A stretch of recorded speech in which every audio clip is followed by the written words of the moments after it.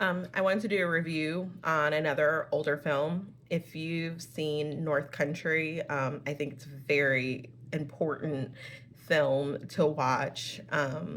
It is about a landmark lawsuit, one of its first, dealing with women in sexual harassment and just rape and how differently things were back in the 70s, which really isn't that long ago.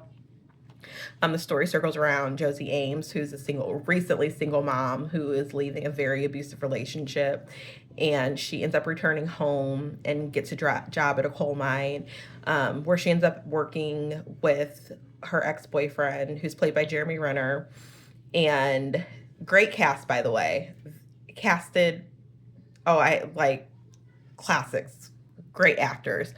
Um, but soon she's being sexually harassed at work, and the harassment gets so bad she eventually has to quit. But this poor woman has gone through trauma after trauma after trauma. So her son, at the beginning of the film, we don't know who his biological father is, but we soon learn that he is a result of assault by her teacher. And she even says in the film that she cannot give up. Like this fight she has to fight because she has not had anyone have her back. So she ends up deciding to stand up against the mine because the owner of the mine lies and says he'll help her, and ends up completely embarrassing her and pretty much tells her that she can quit or put up or shut up. Her dad doesn't treat her at all how any father should. He doesn't believe anything that she says, and that pretty much that it's her fault that she's getting harassed. Ultimately, that does change, but her father really ticks me off in that film. The way that she acts, it's just the very good old boy system in smaller towns, and that women are slut shamed and men are allowed to do whatever they want, whenever they want, with little to no consequences.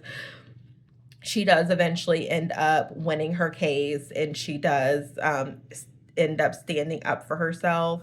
And the end of the film, we get a lot of resolutions on everything. It is finally known to the public that the father of her son, because she has two children, but the father of her son is the product of rape, and she gets to stand in front of her town and she gets to let everyone know what happened, and she does again stand up for herself. They end up filing a class action lawsuit. So that's ultimately what the court appearances that we see in the film were based on, that the judge wanted or allotted only so much time for at least three women to come forward and say the same thing, that they've been sexually harassed at work. And we finally get those three women, and we end with the class action ultimately that she does. Josie and the other women do end up winning their lawsuit. It's a great watch. I think every woman should watch this film. Yeah,